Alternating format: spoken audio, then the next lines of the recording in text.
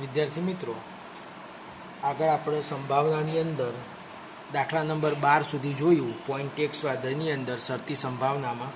હવે આગળના દાખલા વિશે વાત કરીએ. આગળના દાખલાની રકમ આ પ્રમાણે છે. મેં એને કોષ્ટક સ્વરૂપે લખી છે કે એક માર્ગદર્શક પાસે પ્રશ્ન બેંક છે.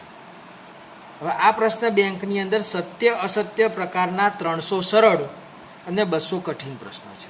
તો જો સત્ય અસત્ય પ્રકારના 300 સરળ અને 200 કઠિન પ્રશ્નો છે. કુલ 500 પ્રશ્નો સત્ય અસત્ય પ્રકારના છે. પછી આને એવું કીધું છે કે એની અંદર બીજા બહુવિકલ્પી પ્રશ્નો છે. આવા બહુવિકલ્પી ઓપ્શન MCQ વાળા એ 500 સરળ છે અને 400 કઠિન છે, એમ 900 પ્રશ્નો એ છે. તો આ પ્રશ્ન બેંકની અંદર કુલ 1400 પ્રશ્ન છે. હવે મુદ્દાની વાત આ પ્રમાણે છે કે આ પ્રશ્ન બેંકમાંથી એક પ્રશ્ન યાદચ્છિક રીતે પસંદ કરવામાં આવે છે. આમાંથી ગમે તે એક પ્રશ્ન આપણે પસંદ કરીએ છીએ. જો આ પ્રશ્ન બહુવિકલ્પી પ્રકારનો છે તેમ આપેલ હોય, એટલે આ ઘટના ઉદ્ભવી ચૂકેલી છે, એટલે આ ઘટનાને આપણે બી લઈશું કે પ્રશ્ન બહુવિકલ્પી પ્રકારનો હોય તે ઘટના બી છે. તો કોની સંભાવના શોધવાની છે? તો એની. એટલે સરળ હોય તેની સંભાવના શોધો તો એ ઘટના થશે. સરળ પ્રશ્ન મળે તે ઘટના એ. તો સૌ પ્રથમ આપણે બી ઘટના ધારીશું. તો ઘટના બી અને એના પહેલા કુલ ઘટકોની સંખ્યા. તો પ્રશ્ન બેંકના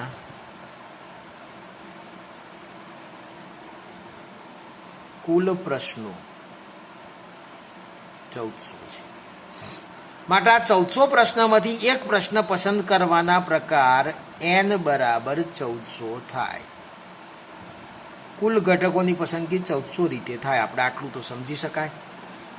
હવે અહીંયા આગળ આપણે શરૂઆત કરીએ કે પસંદ કરેલ પ્રશ્ન બહુવિકલ્પી પ્રકારનો હોય તે ઘટના બી છે. પસંદ કરેલ પ્રશ્ન બહુવિકલ્પી પ્રકારનો હોય તે ઘટના.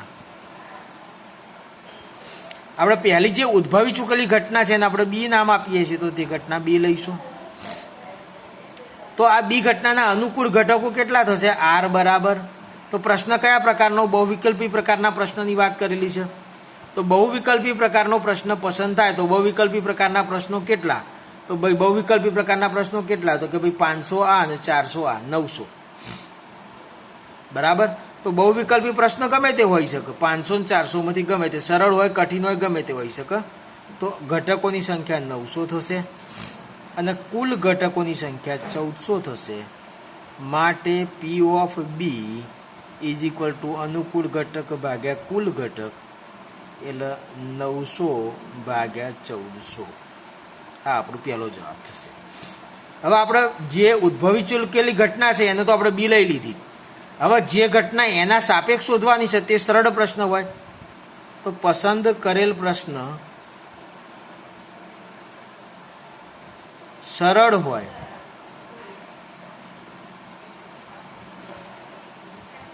તે ઘટના એ છે. પસંદ કરેલ પ્રશ્ન સરળ હોય તે ઘટના એ છે. તો એ ઘટના માટે અનુકૂળ ઘટકો કેટલા? તો અહીંયા આગળ સરળ પ્રશ્ન હોય, આપણે એ ઘટના માટે વિચારીએ છીએ તો અનુકૂળ ઘટકો અહીંયા ઘટના એની આમ તો જોવા જઈએ તો સંભાવના શોધવાની જરૂર નથી, કારણ કે એ છે બીની જ વાત આવવાની છે. પણ સરળ પ્રશ્ન હોય તો સરળ પ્રશ્નો કેટલા? તો કે ભાઈ 800. સરળ પ્રશ્નો કેટલા? તો કે 800 બરાબર છે. તો P ઓફ એની વાત કરવા જઈએ તો 800 ભાગ્યા 1400 થાય આમ તો. પણ આપણે તો એ છેદ બી લેવાનો છે, કારણ કે સંભાવના સૂત્ર માટે એ છેદ બી. એ છેદ બી એટલે શું? પ્રશ્ન બહુવિકલ્પી પ્રકારનો પણ હોય અને સરળ પણ હોય. તો બહુવિકલ્પી પ્રકારનો પણ હોય અને સરળ પણ હોય તો એ છેદ બીના ઘટકો થશે 500 થશે. એ છેદ બી ઘટના માટે અહીંયા આર બરાબર 500 અને n બરાબર 1400. માટે P ઓફ એ છેદ બી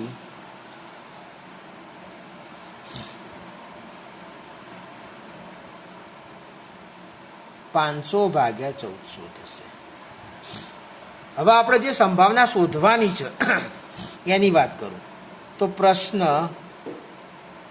બહુવિકલ્પી હોય તેમ આપેલ છે.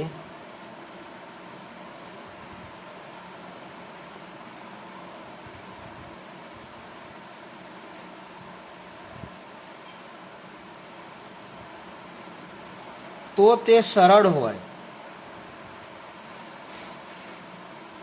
તે ઘટના A/B છે.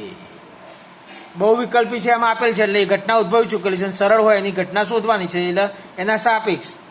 તો P/A/B is equal two probability of A intersection B upon probability of B/P/B થશે. તો આ થશે 500 ભાગ્યા 1400 અપોન P/B એટલે આપણે આગળ વાત કરી બી ઘટનાની તો 900 ભાગ્યા 1400.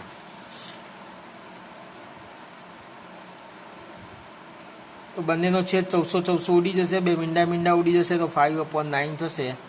આ થયો P/A/B આપણા પહેલા દાખલાનો જવાબ, દાખલા નંબર 13નો જવાબ થયો. તો સમજ પડી હશે 13મા દાખલામાં. તમને આ ગણેલો દાખલો તો વોટ્સએપ કરીશું જ, પણ સમજણ પડી હોય 2 વખત ગણજો, ના ખબર પડે તો કહેજો. પછી 14મા પ્રશ્નની વાત કરું છું. 14મા પ્રશ્નની રકમ આ પ્રમાણે છે. 2 પાસા ફેંકવાથી મળતી સંખ્યાઓ ભિન્ન છે તેમ આપેલ છે. અહીંયા આગળ 2 પાસા ફેંકવામાં આવે છે એટલે આપણે એસ તો નક્કી થઈ જાય. 2 પાસા ફેંકવાનો નિદર્શાવકાશ, 2 પાસા ફેંકતા મળતા પરિણામોનો એસ. તો 2 પાસા ફેંકીએ તો 1 1 આવી શકે, 1 2 આવી શકે, 1 3 આવી શકે, અપ ટુ 1 6 આવી શકે, 2 1 આવી શકે, 2 2 આવી શકે, 2 3 પણ આવી શકે, અપ ટુ 2 6 આવી શકે. આ પ્રમાણે 6 6 સુધીના 36 ઘટકો આપણને મળી જાય. એટલે અહીંયા આગળ કુલ ઘટકોની સંખ્યા 36 થાય. આ સૌથી પહેલી વાત આપણે સમજી શકાય. હવે જે ઘટના ઉદ્ભવી ચૂકેલી છે તે ઘટનાને બી લઈ લઈએ. તો 2 પાસા ફેંકવાથી મળતી સંખ્યા ભિન્ન હોય તે ઘટના બી છે. ચલો પહેલો મુદ્દો, 2 પાસા ફેંકતા મળતી સંખ્યા ભિન્ન હોય તે ઘટના બી છે. 2 પાસા ફેંકવાથી મળતી સંખ્યા ભિન્ન હોય તે ઘટના બી છે. તો આ બી ઘટનાની અંદર 1 1 નહીં આવે, 2 2 નહીં આવે, 3 3 નહીં આવે, 4 4 નહીં આવે, 5 5 નહીં આવે અને 6 6 નહીં આવે. તો બીના અનુકૂળ ઘટકોની વાત કરીએ બી ઘટના તો 1 1 ના આવે તો 1 2 1 3 1 4 1 5 1 6 2 1 2 3 2 4 2 5 2 6 3 1 3 2 3 3 ના આવે 3 4 3 5 3 6 અપ ટુ 6 5 સુધી આવશે. એટલે અહીંયા આગળ 1 1 2 2 3 3 4 4 5 5 6 6 આમાં સંખ્યા સમાન છે, ભિન્ન નથી એટલે એ ના આવે. બાકીના ઘટકો આવે તો બી ઘટનાના અનુકૂળ ઘટકો કેટલા થયા? તો કુલ 36 હતા, 36 માંથી 6 નીકળી ગયા તો 30 ઘટકો થશે.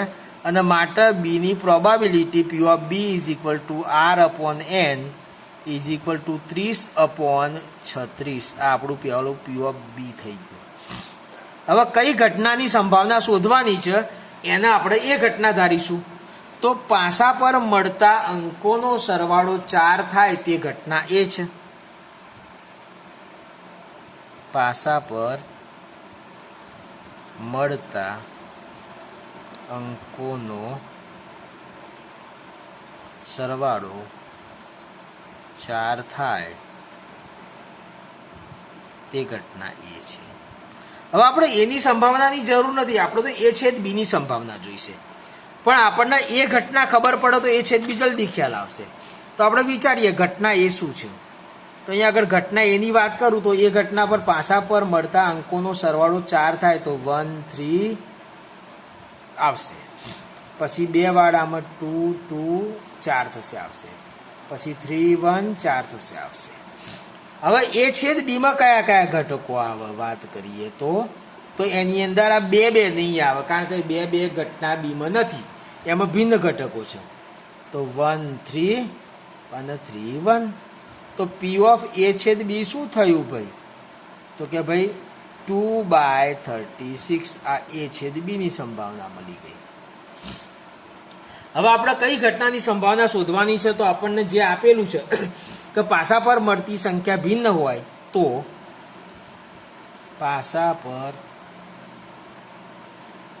મળતા અંક ભિન્ન હોય તો તેનો સરવાળો 4 હોય.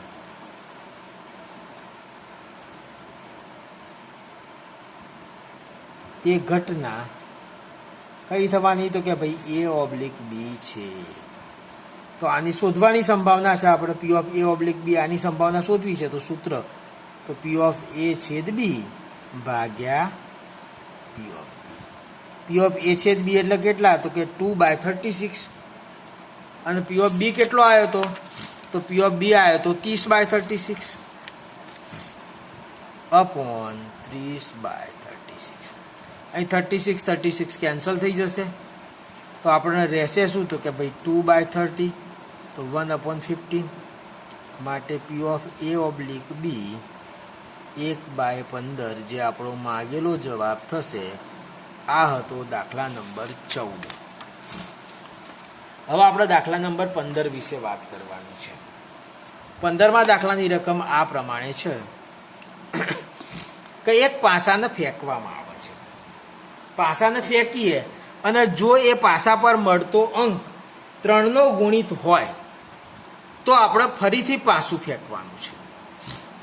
અને જો 3નો ગુણિત ના હોય તો તમારે એક સિક્કો ફેંકવાનો છે. આવો એક પ્રયોગ થઈ રહ્યો છે. તો આપેલ પ્રયોગનો નિદર્શાવકાશ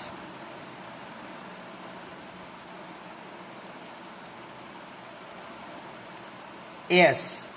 તો જુઓ, પાસું પહેલા ફેંક્યું, 3નો ગુણિત આવ્યો. ચલો 3નો ગુણિત કયો આવે? તો 3 અને 6. તો પહેલા 3 આવે તો ફરી પાસું ફેંક્યું તો 1 આવી શકે, 3 સાથે 2 આવી શકે, 3 સાથે 3 આવી શકે, 3 સાથે 4, 3 સાથે 5, 3 સાથે 6. પછી 6 આવે તોય આપણે ફરી પાછું ફેંકવાનું. તો 6 સાથે 1, 6 સાથે 2, 6 સાથે 3, 6 સાથે 4, 6 સાથે 5, 6 સાથે 6. અન્યથા એટલે કે 3 ને 6 ના આવે, 3નો ગુણાંક ના આવે ત્યારે આપણે સિક્કો ઉછાળીએ છીએ. એટલે 1 આવે તો સિક્કો ઉછાળવાનો, 2 આવે તો સિક્કો ઉછાળવાનો, 3 માટે નહીં. 4 માટે સિક્કો ઉછાળવાનો, 5 માટે સિક્કો ઉછાળવાનો, 6 માટે નહીં. તો આપણે લઈએ તો કે ભાઈ 1 જોડે હેડ આવે, હા. 1ની જોડે ટેલ પણ આવે, બની શકે છે. 2ની જોડે હેડ આવે, 2ની જોડે ટેલ પણ આવે. 3 તો લેવાના જ નથી. 4ની જોડે હેડ આવે, 4ની જોડે ટેલ આવે. 5 તો 5ની જોડે હેડ આવે અને 5ની જોડે ટેલ આવે. તો આ થયો આપણો નિદર્શાવકાશ એસ. હવે આપણે અહીંયા આગળ વાત મુદ્દાની વાંચીએ કે પાસા પર ઓછામાં ઓછો એક વખત પૂર્ણાંક 3 મળે તેમ આપેલ હોય. એટલે જે આપેલ હોય તે ઘટના આપણી બી થશે. તો આપણે ઘટના બી લઈએ છીએ કે પાસા પર ઓછામાં ઓછા એક વખત પૂર્ણાંક 3 મળે તે ઘટના બી છે. પાસા પર ઓછામાં ઓછી એક વખત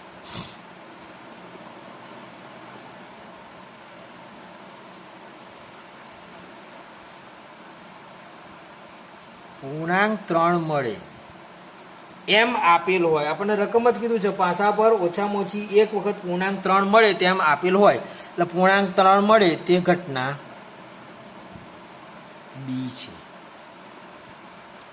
તો બી ઘટનાની વાત કરું તો ઓછામાં ઓછી એક વખત 3 મળે, 3 1 આવે, હા. 3 2 આવશે તો કે હા. 3 3 3 4 3 5 3 6 6 1 નહીં આવે, 6 2 નહીં આવે, 6 3 આવશે, 6 4 નહીં આવે, 6 5 નહીં આવે, 6 6 પણ નહીં આવે. બસ આટલા ઘટકો આવશે જેની અંદર એક વખત ઓછામાં ઓછી અથવા બંને વખત 3 આવે છે. હવે બી ઘટનાની સંભાવનાની વાત કરું તો પી ઓફ બી તો 1 2 3 4 5 6 7 તો 7 એ બીના અનુકૂળ ઘટકો છે. આર બરાબર 7 છે અને એન બરાબર શું થાય છે તો 1 2 3 4 5 6 7 8 9 10 11 12 તો થવાના છે 13 14 15 16 17 18 19 ને 20. તો આ બી ઘટનાની સંભાવના આપણને મળી 7/20. હવે આ ઘટના ઉદ્ભવી ચૂકેલી છે, એના સાપેક્ષ જેની સંભાવના શોધવાની છે એ ઘટના આ છે કે સિક્કા પર કાંટો મળે તે ઘટના એ છે.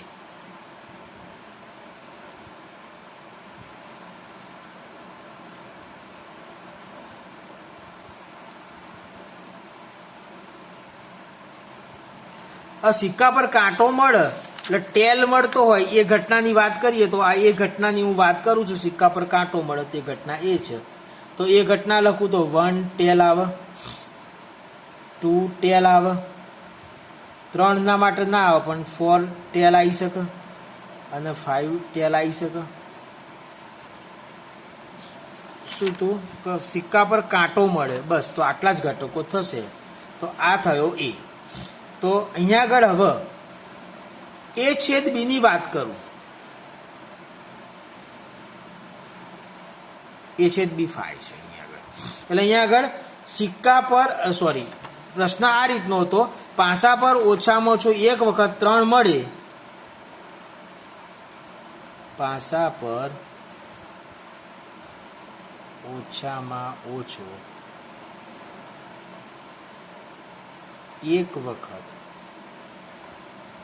3 મળે તો સિક્કા પર કાંટો હોય તે ઘટના એ ઓબ્લિક બી છે. માટે P of A oblique B is equal to સૂત્ર છે પી ઓફ એ છેદ બી અપોન પી ઓફ બી. હવે એ છેદ બી તો 5 હતો, એ છેદ બી 5 હોય તો એની સંભાવના શું થશે? અશક્ય ઘટનાની સંભાવના હંમેશા 0 હોય છે. એટલે 0 ભાગ્યા પી ઓફ બી કેટલો આવ્યો તો 7/20. 0 ભાગ્યા કોઈ પણ કિંમત એટલે 0 થાય. એટલે આવી ઘટના કોઈ ક્યારેય બની શકે નહીં. એટલે પી ઓફ એ ઓબ્લિક બી 0 થશે. તો આ હતો આપણો દાખલા નંબર 15. હવે આપણે રહ્યા છે આની અંદર એમસીક્યુ પોઈન્ટ 1માં. એના માટે તો આપણે અલગથી વિડીયો બનાવીએ છીએ. તો આપણે અહીંયા આગળ આ વિડીયોને આટલા અટકાવીએ છીએ. પોઈન્ટ 1 પૂરું થયું. હવે આપણા અભ્યાસક્રમમાં પોઈન્ટ 2 જ છે, એ આપણે આવતા તાસની અંદર આવતા વિડીયોમાં લઈ લઈએ છીએ.